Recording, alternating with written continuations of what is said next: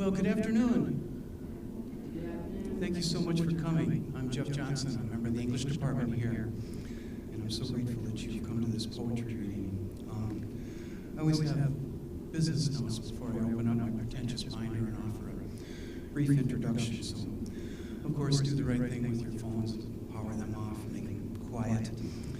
I'd like to thank the college. This Verse Like Water poetry event is funded by CLC and an Akubo grant. And that's another thing I'm grateful for. And this time out, I had limited funding in terms of books, so there was about 70. And I hope you got one on the way in. If not, maybe grab one after the meeting.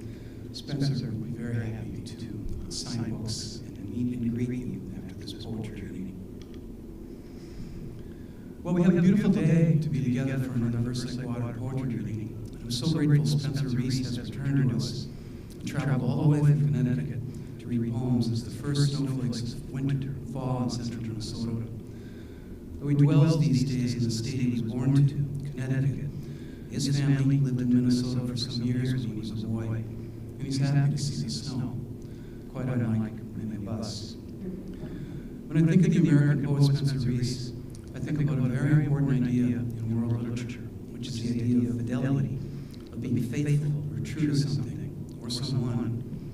When he was a young man, he placed his faith in the fashion industry, serving as a clothier at high-end men's stores in the Mall of America. For a while, he pledged allegiance to a molecule that all young people here today should be wary of, called ethyl alcohol. Thankfully, he came to understand what an untrustworthy friend enemy it can be, and he turned away from that before it turned on him definitively. We now arrive at a notion that is true, not totum quorum vacuum. And if we bring that from Latin into English, we can think about how nature pours a vacuum. And when Spencer felt that in his immense human heart, he decided to become a great writer of poems, essays, and memoir. He also resolved to become an Episcopalian priest and serve the divine will of God. In the doing of this, he realized that the purest act of faith is not about serving yourself, but other human beings. And this is the real true meaning and purpose of his life. I'm thinking now of the gazes of all the people in recent years who have looked at him for compassion and help, like the girls at Our Little Roses, the only orphanage for girls in Honduras, the parishioners of his congregation who need his ministry and help with baptisms, weddings, and funerals. Maybe you or me. Thankfully, Spencer also has faith in the beauty that can be found in great imaginative literature, and he serves all of us by making books that can help us understand who and what we are in a very difficult time in history. Of all the lines I've read of his, my favorite is, time has a way of rearranging things, and we are all blessed that time has arranged this moment of his return, a second coming to our little state college. Let's show a little faith right now and offer a warm Minnesota welcome to Spencer Reese.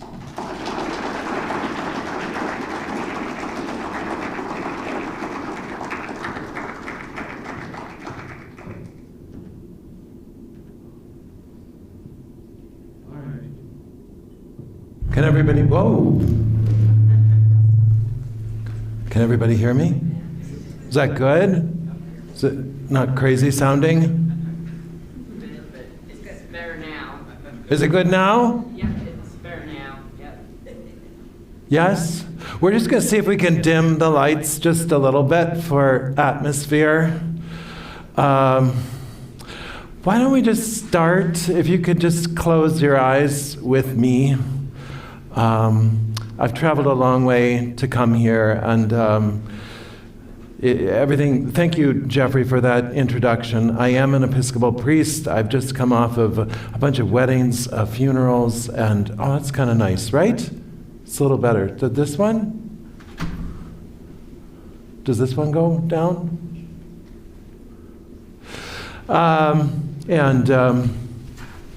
So just as a way to quiet my own mind, I'll read a few poems, but we'll just start with a little silence. When I come to Minnesota, my heart just fills with so many memories and so much love, and I was here between the ages of 2 and 17 in Minneapolis. The most formative years of my life were in this beautiful state where you all get to live. And it informed so much of who I am and what I became. And so I owe it a debt of gratitude. Let us begin by closing our eyes and concentrating on our breathing. To be able to breathe is such a gift. Just before I came here, I did a pastoral call to a man who's a farmer in Rhode Island. Yes, we have farmers in Rhode Island. And he had cows, and we prayed together. He had a reoccurrence of his cancer. And before I came here this morning, I learned from his family that the cancer has returned. But as we got together on that farm with the cows, we were just quiet and we breathed together. So let's do that for just a sec.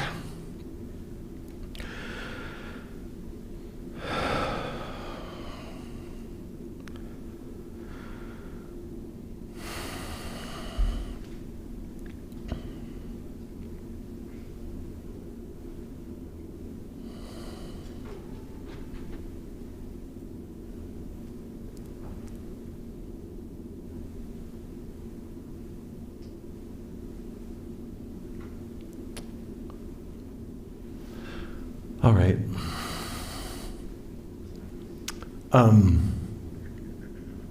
Some people ask, why would you devote your whole life to poetry? What's, sort of a crazy thing to be obsessed about. But from the time I was in 12th grade at Breck School in Minneapolis, in my AP English class, I started reading poetry, and I couldn't stop reading it, and I'm still reading it now at the age of 61. I had an amazing teacher. All the teachers that are here today, I applaud you. And teachers are like prophets. This poem I'd like to share with you is written by a child who was 9 years old.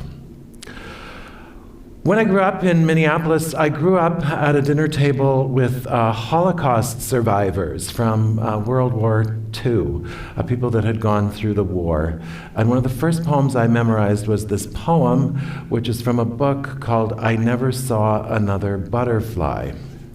During World War II, the Nazis had the dubious distinction of gathering all the Jewish children into a walled-in medieval city. It was in the shape of a star. They gathered 15,000 Jewish children into this camp, and after the war was over, 100 of those children returned to their homes. 14,900 children were killed in World War II simply because they were Jewish.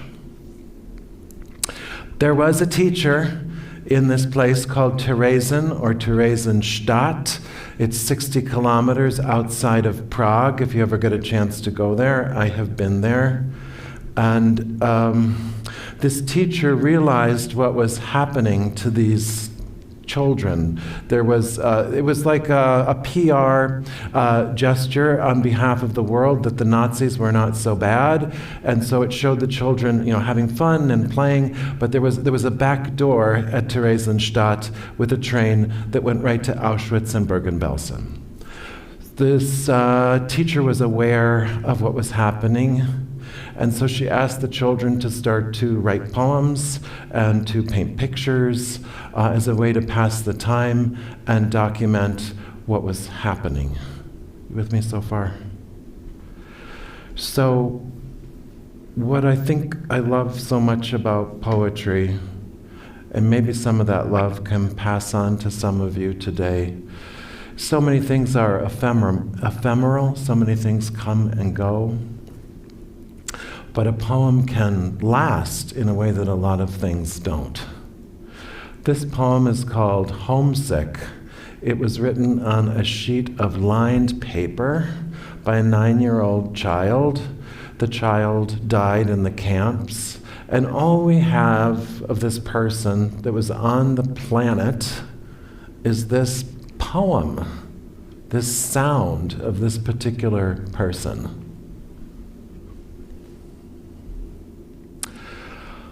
Homesick. I've lived in the ghetto for more than a year, in Terezin, in the Black Town now. And when I remember my old home so dear, I can love it more than I did somehow. Ah, home, home. Why did they tear me away? Here the weak die easy as a feather, and when they die forever. I'd like to go back home again. It makes me think of sweet spring flowers. Before, when I used to live at home, it never seemed so dear or fair. I remember now those golden days. But maybe I'll be going home soon again. People walk along the street. You see on each you meet that there's a ghetto here, a place of evil and of fear. There's little to eat and much to want, where bit by bit it's horror to live.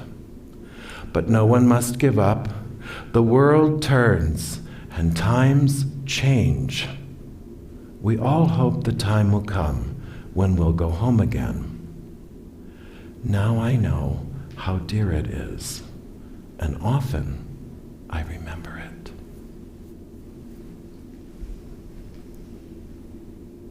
What do you think of that? What's that? It was good. It was really touching.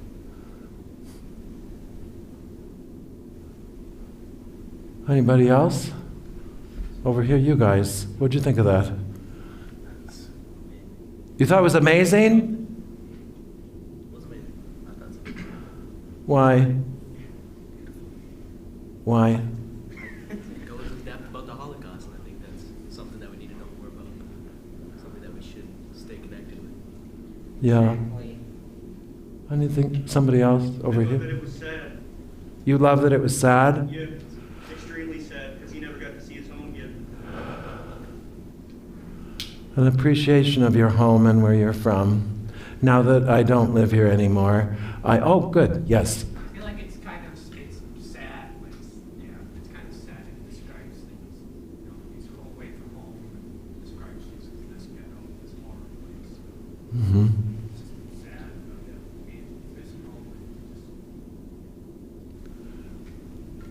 Yeah, all the guys are talking. Okay, yes. I was interested by the mention of the flowers, Uh-huh. things they associate, and it made me think of your preface to the poem, that the poem is all we have left of the person who used to be on the planet. And Right. that way, like, the poem reminds me of the flowers that they talk about. Sometimes all you have left of something is flowers, especially in the sense of like war. Like we have poppies that are for veterans that ruined the battlefields after World War I and such. I think that associating two poetry and flowers, I don't know, I liked it. That's good. That's good. Somebody else. How about you over here? I can't believe a 9-year-old wrote it. Yeah, I know, right? You can tell how serious the whole poem was and how their life is. They had to be sad. You? I think it puts a different perspective on appreciating your home. Yeah. Yeah. Appreciating your home. That's a good topic. Just like a friend jump off this love. Whoever they were before it, whoever they were after. I guess it just goes separate ways, Army guy that came, you that came in. Yeah, what'd you think? I think it's kind of very easy to put yourself in the shoes because you don't know if it's a male or female. So Right. anybody can put themselves and be homesick. It's very easy to feel hope. Homesick, yeah. Has anybody felt homesick? Just you. Yeah, okay. All right. Anna, is it Anna? The dean, right. Yeah, what did you think of it? I agree with the comments that have been made. It's sad, it's touching, it's hard to believe that a 9-year-old put that together, and appreciate you reading it. Or, I like it. Yeah. You're welcome. Yes. I think it's really inspiring that this child has inspired me to think about what home is. And we should all be so lucky to feel so cared for. Yeah. That we can actually ponder nature and not have to worry about where our next meal is coming. That's beautiful. Somebody else? Oh, I'm sorry. Who are you? What's your name? Morgan. Thank you for coming today. I think it's an interesting insight to see. It was a 9-year-old who wrote this. You kind of see how much they had to grow up because of the awful things they were forced to see. They really aren't naive anymore. They see worse things than most people have their entire lives. They've grown farther than most people have. Yeah, a lot to teach us. Children have a lot to teach us, especially that are in circumstances such as those. Yes, yes. I think especially for a 9-year-old, as someone who does read poetry myself, it's very well thought out and verses kind of flow together really nicely, especially for someone that young, but it does help in building his creativity, keeping everything what they're thinking. Yeah. Basically, I think that was like a perfect way for that child to basically process their own thoughts and understand them better. Yeah.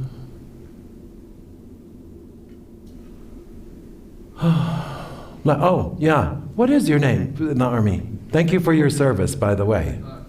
Flick. Raymond Flick. Raymond. Thank you, Raymond. Yes, I can hardly see you. My grandparents were in the Holocaust as well, and these are conversations we had when I was a child a lot. And to me, it just occupies the mindset of a refugee that intense in gratitude for what we have in front of us, but a deep sense of grief at all times. Yeah. It speaks to that in a very poignant fashion. Yeah. Well, I had no idea I would start this reading this way, but this seems like a good. It'll inspire me what to read. I will read. I promise. Yes. Well, it really speaks to me of the trauma because everybody needs a safe place to go. And at least in this person's heart and mind, they can go home because of their memories. Yeah. Yeah. Thank you for everybody being such a good sport. And I think based on these comments and where people are coming from, and I will read some. This book has some pieces that are related to my mom and dad. My dad died 2 years ago, and my mom is got one foot in oblivion, and just spoke to her the other day. And so let's think about, maybe just think about our parents a little bit.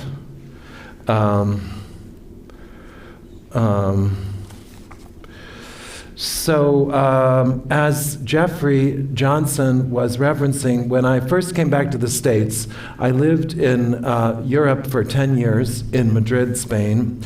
And when I came back, I called back to the United States. I got a call late at night from the emergency room in Connecticut, and they said, "Are you Spencer?" I'm like, "Yeah, I'm Spencer." "Are you the priest?" I'm like, "Yeah, that's me." "Well, we've got your mom here, and how soon can you get here?" And I said, "Well, I'm in Madrid." And the nurse said, "Madrid, Connecticut?" I was like, no. It's going to take me a little longer to get there. So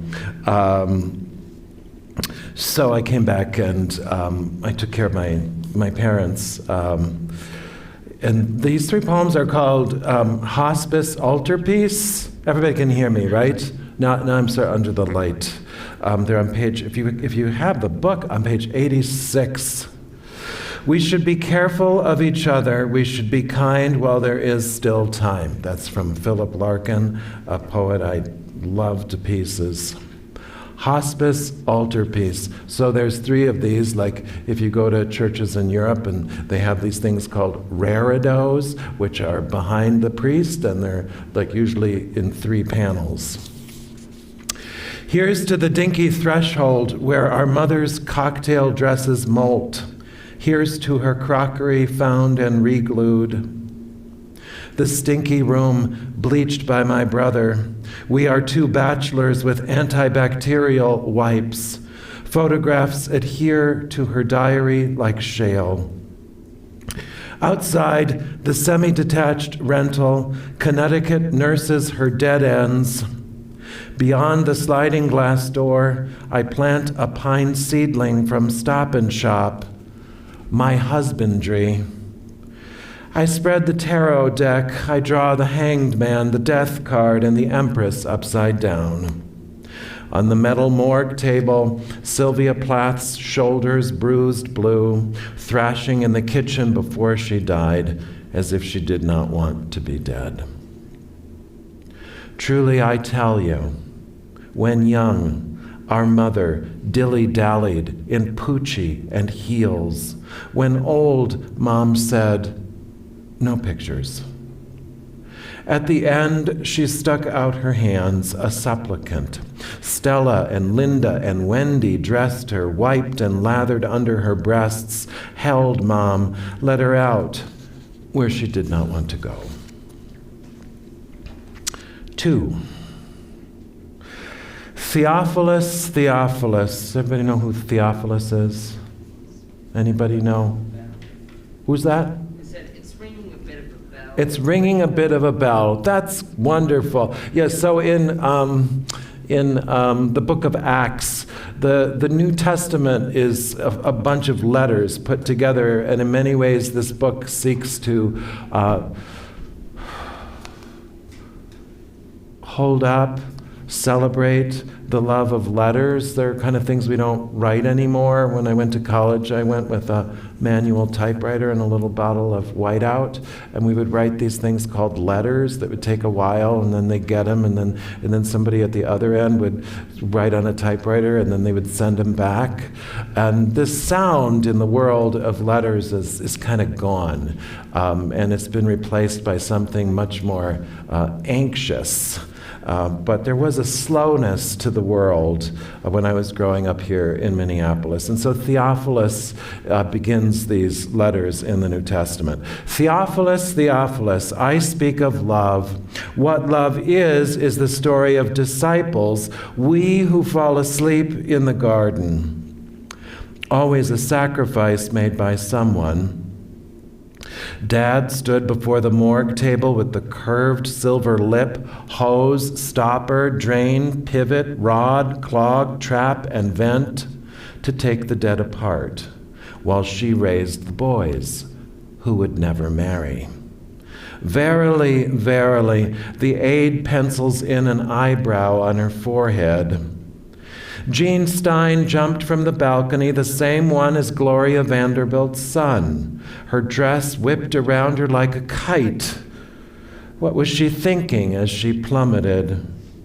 The family had asked the super to screw the French doors shut, but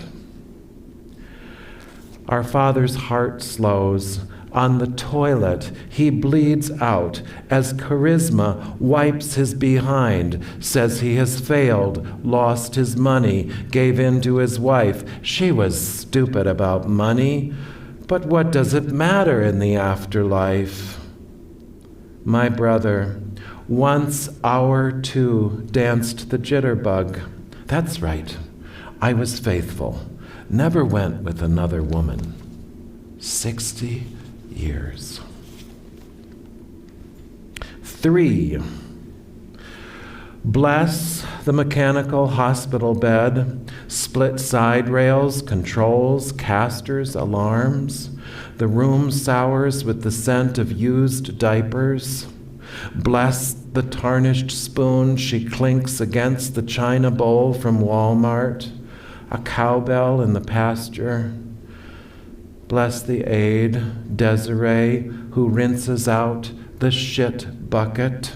Bless our father nodding off on his watch. The photographs, Mom says, where are they? Oh, Zion, she loved apples, Fuji, Golden Delish, praised sentences by Hemingway. She was a sexy tomboy. A friend took his life out in California, where the mangoes and strawberries grow. I hadn't heard from him in years. A dancer, a beautiful man named Connor McTeague, married to a beautiful man, did it with duct tape and the exhaust pipe in a car in the desert. Beautiful men, where will it end? Do you get an erection anymore, Mom asks. Adjua brushes Dad's gums. Not in about 10 years, he says, wistful. But I have dreams. I have dreams. What do you think of that?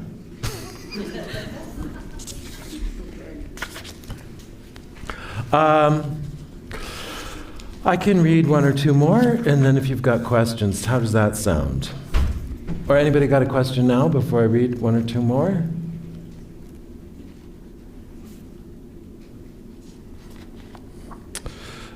Somebody must have a question. Yeah? Nothing? All right.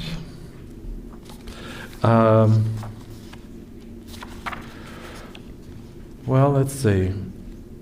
How about something, you guys are young, most of you, something super sexy? That'll wake you up.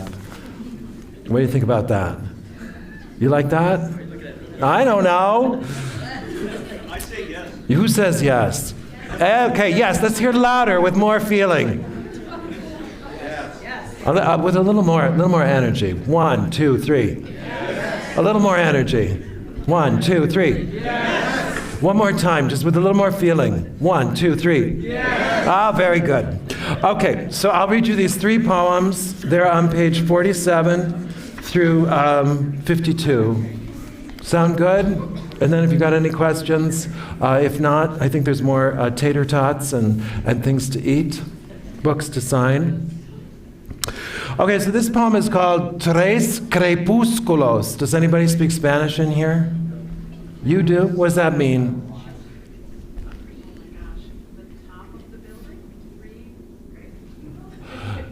It means like 3 twilights. 3 twilights. Tres crepúsculos. See where the accent is? When you speak Spanish, you got to accent those syllables. And it's a title that I have stolen from Federico García Lorca, who was a wonderful Spanish poet. It begins with a quote from the Bible, "I take my journey into Spain." So at the very end, Paul wants to go to Spain as he goes to prison before he gets killed. What else do I have to tell you? These are just poems about being in Madrid. I just read them, and then if you have questions, you can ask them. Sound good? Ready? All right. Tres crepúsculos. Uno. So 1, 2, 3, right? Uno. Let the itchy peninsula's gored bulls bleed. Let her trains with rapacious tourists speed to Aranjuez. Let her ignored Africans lay out faux Gucci sunglasses and knockoff doohickeys on white tarmacs. Let the scarred, scared men scoop up their stuff in sacks and scatter where police lurk.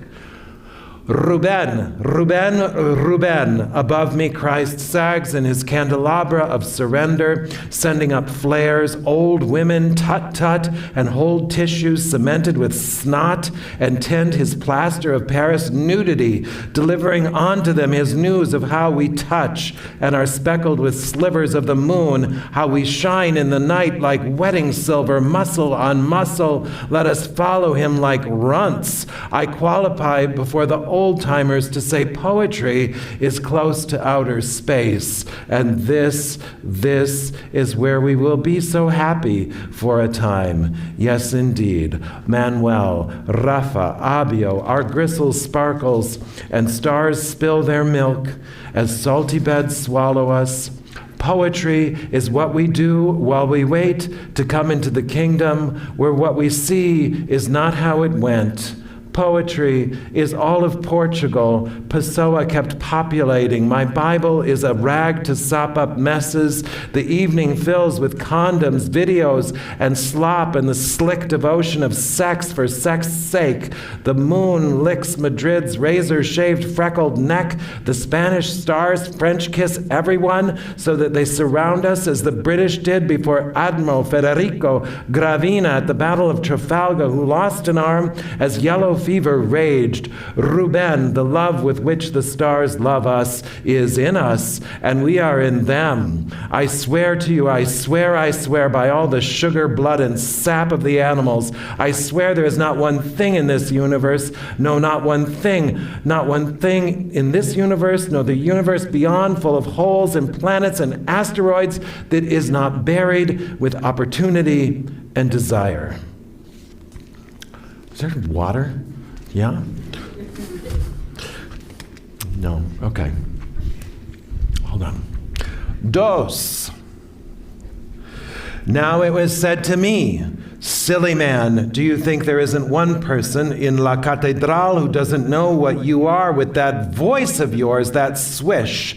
Kind, brutal, Spanish go my days, mi hermano, dubbed, flubbed, snubbed. Evening charges and licks Madrid. The rose light stains us with radical surrender that Christ loved. Ruben, now listen, even my own goddamn mother knew what it was I was, or thought I was, whatever it was I was, for Christ's sake, so what's the problem? When Spaniards conquered the Apache, they cut off the right foot of every young man over the age of 25 and watched them hop about the dirt on their squirting stumps. Cruelty shouldn't surprise, but oh, it does. It does. This is where poetry can be of some use. No? For poetry is the opposite of cruelty. Poetry. Oh, poetry. Guapetones oil their fluted biceps, expanding in bedrooms dry as crypts, thrumming on all fours. Someone dominates beneath Christ. Padre, Hijo, y Espiritu Santo. Say we mammals, nipples alert as doorbells ringing. Who among us does not crave breasts? Oh, fecund rotundas over our sharp hearts. Alaska sings, ¿A quién le importa lo que yo diga? ¿A quién? Yo soy así, así seguiré, nunca cambiaré. There's a piss-soaked nook at the corner of Hortaleza and Augusto Figueroa, littered with cigarette butts. Ruben Casada, a bow-legged Russian escort, swaggers with pockets full of euros in Chueca that smells of leftover jizz rags from Skype sex filling with damp hampers. Oh, my musculitos, the day fires, endowed with the nectar of suitors. Ruben Casada, chaperoned by the moon's one exhausted eyeball, boring a hole into the back of my skull like grape shot. I surrender, I surrender, I surrender, I surrender. Tres. What do you think, Megan? I liked it a lot. You do? It was really nice. And it was like punchy. Oh, gosh. Very striking in a way that it was obscene, but also very beautiful. Talked about a lot of places that connect, but also what I found at the beginning was it was about like tourists who come to distant countries, and That's right. You're good. Now don't go away when this ends. We have more to discuss. Okay, one last poem. Tres. Ruben Casada, young poet, remember whatever happens, I love you. Poetry is radical love, radical for this reason. Poetry is next to Christ. Poetry has a frayed cord with a plug that shorts and a bulb that flickers over the broken window covered with a fine film of dust. Poetry is an old pug upstaging the universe. Poetry is this pathetic river trickling through Madrid, singing an itsy-bitsy ditty to the shivering drunks. What's the river called? Snagging the failing light, as on the back of a black snake. The river is poetry. Poetry is the river. We dispersed into the parched, gelatinous night where the horny Panero family once roamed, honoring their country with poems, devoting their groins to extinction like monks. I examine postulants who are sinking like a fleet for El Orden Sagrado del Presbiterado, asking the newly pious about Christ's stinking feet, his continuous 2,000-year-old funeral. Many are righteous, too righteous. Pity the righteous. The righteous have not surrendered, Ruben. And P.S., righteousness bores the bejesus out of the universe. Can you see now the cornices and setbacks of the Telefonica building shine? They have turned to the color of God, and the windows are cold as distant planets, where Hemingway sent out his reports before bedding Martha Gellhorn. Ruben Casada, sex is complicated. Sex is not complicated. Sex is sex. Men and women sexed, laying down dirty words and nude shots in a greased trail, their thumbs like snails, unshaved Madrid doused in piss. The old Spanish moon falls like an axe on my cracked desk as I glue tiny pieces of my laughed at religion back together again.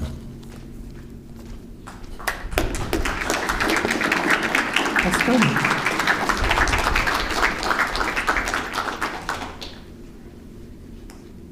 All right. What do you got? You, what do you think? Amelia. I just like the way that you read. You like the way I read? Yes. Oh.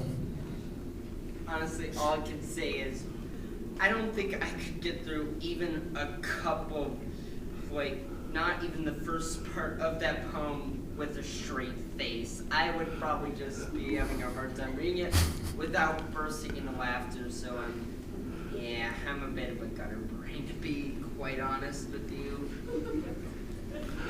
Well, I'm so glad you came today. I'm glad I could read that to you. Yeah. How about you? You. Yes. No, you. Bianca. Bianca, and then the woman. Yeah, Bianca. I thought it was fabulous.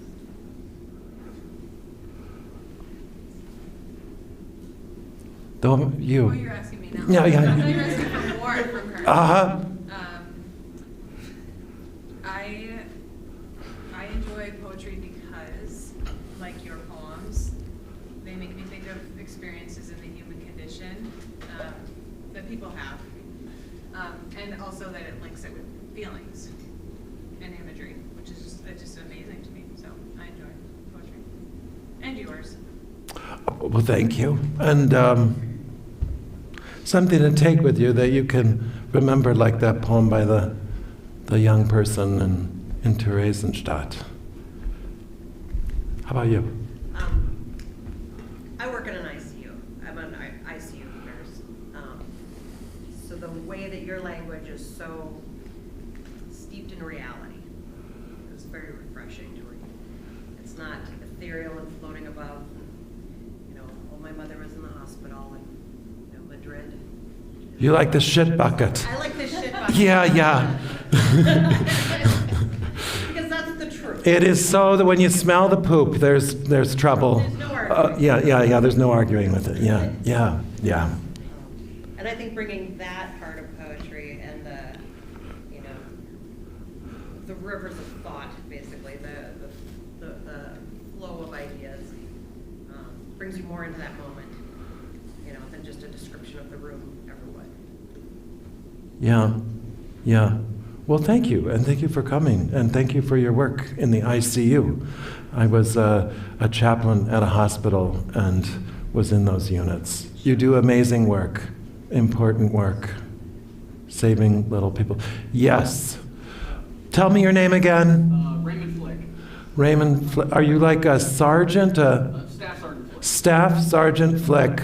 So nice of you to come and join us. I just happened to be walking by, putting up flyers and stuff like that. But thank you again for reading your poetry. It's when I think of poetry, I'm not a big poet person. Speaking up in here is very abnormal.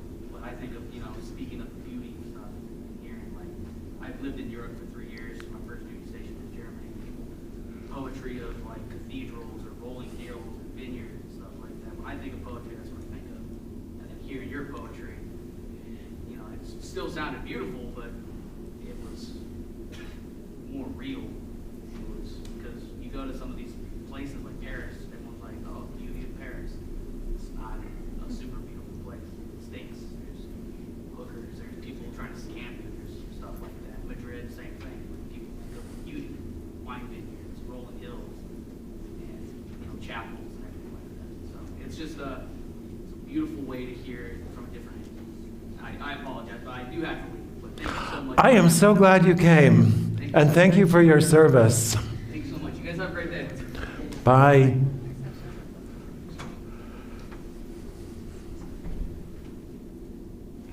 Yeah. What's your name? My name is Greg. Greg. I have kind of a pretentious question. A pretentious question. So, okay. I'm a high school teacher. I'm here to talk to my students, but at the beginning of the year, I go through like. You're too young. How old are you? My God. Thank you for your service. Thank you. You love Greg? That's good. Love your teachers. Okay, sorry. That's okay. Go ahead. Appreciate it. So at the beginning of the year, like I go through like poetry versus prose, novels versus novellas, short stories, whatever. And there's always a kid who is like, well, what would you classify the Bible as? And I was thinking about it while you were reading your stuff and with your background using the Bible, and you referenced it a lot. And also I was thinking about when we refer to Bible verses, as we have them quoted there, verse like water. Yes. And yeah. the way your poetry like reminded me somewhat of how the Bible verses are written, where they're very direct, but at the same time they're detached and fragmented. So I guess it's a two-part question of that. How would you define the Bible? Would you define it as poetry, as an epic, what, and also how does it, if at all, influence your writing? The Bible. It's a very interesting and powerful book, it turns out. And I get to know it every week more and more. Part of my job is delivering a sermon every week. And I'm doing it more now than I ever did, because when I was in Spain, everything was in Spanish, and that's my second language, and it's not as good as my English. And so it was super humbling. And I made a lot of mistakes, and was kind of lonely at times too. But anyway, so what I find now, especially in Wickford, Rhode Island, where I am, every single weekend, looking at the gospel, what does this mean? And how to connect to a group of people and get their attention in 10 minutes. You know, the mom with 3 kids, and the 95-year-old woman, and the guy that just lost his house, and you got them for 10 minutes. And so how can these words, can they take this and go home and it can help them? So I think there's a lot of great help in that book, and it has helped me. Poetry saved me first when I was in high school. I really was having the hardest time of my life at the age of 17, and I wanted to die. Suddenly this just possessed me that I thought I needed to die. And I couldn't reconcile, accept parts about myself. In some way, I just wasn't the perfect version of what I thought my parents wanted. And I thought the only solution was going to be to leave the planet. And that feeling stayed with me for a while. The thing that got me out was poetry. It started with Sylvia Plath, that was this home from the Holocaust, just poems, poems, poems, and wanting to write. And so poetry saved my life. And then that extended also now to the Bible, and there's so much to know in that book. Was there another question? Is the book? Yeah. It was if you would view like would you feel in a way that the Bible is like poetry, and then how does it influence your own poetry? Well, Jeff Johnson told me that the Bible is 1/3 poetry, which I didn't know, 1/3 prophecy, and then 1/3 story. And yes, it completely influences my writing now because I'm immersed in it. And my influences, I've done 25 in 2 years, I think 26 baptisms, 7 marriages. All those things affect you in different ways. And what I have left to say with the time I have, what am I going to say? And it's a privilege to do what I do and be a witness to so many of these events in people's lives. Some fun, weddings, and saying goodbye to people. Not so fun. One more question. Yeah, well, we've got time for one more question. Thank you.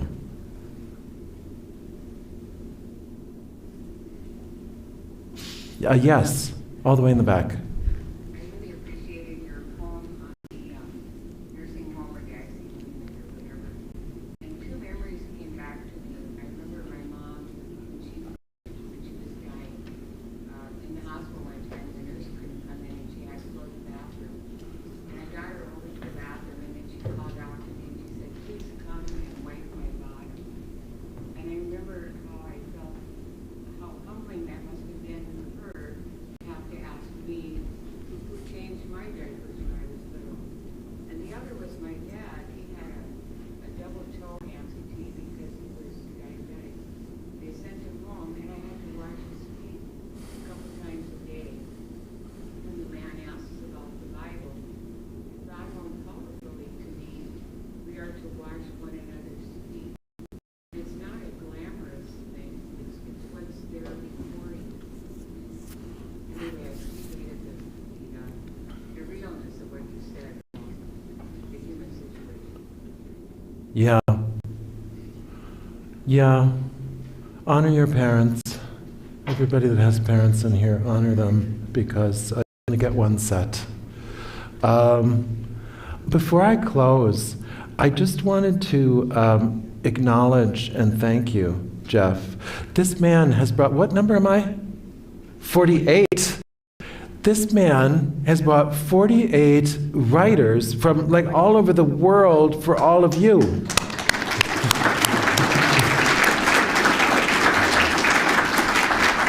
And I'm not done yet. I'm not done yet.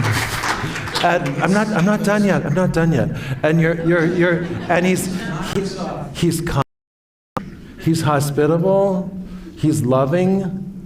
I had dinner at his house last night. His son made dinner. Just thank you so much for who you are and what you do. All right.